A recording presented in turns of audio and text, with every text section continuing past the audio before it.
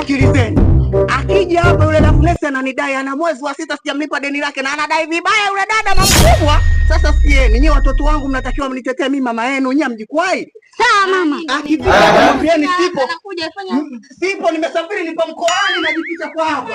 Hivi leo kitawaka hadi baua wenyewe watoto. Mama yenu yuko wapi? Kwanza adiba sasa kwanza. Nataka mniambie. Mama yenu yuko wapi? Mama kasafiri kwenda mkoani. Kwenda wapi? Mkoani. Wakati nimemuona hapa. Ayupo na miezi 6. Niambie ipo mkoa gani? Mkoa gani kaenda mama yenu? Hebu ngoja nikamuulize mama ipo mkoa gani. Wewe naye unaharibu. Unaharibu nini? Mimi nataka kujua mama yenu kaenda mkoa gani? Mama ipo enda mkoa gani? Jamani mtoto. Hujatuambia. Mimi nimekwambiaje? Hapo ndo mkoani.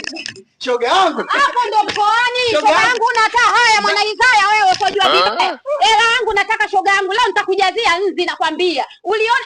Uliona nani kunikimbia na kuona ninapokukimbiza shoga yangu. Hela yangu. Udugu wangu wewe. Hakuna cha udugu shoga yangu. Wewe mimi niliwaambia mwambieni kwamba mimi niko mkoani.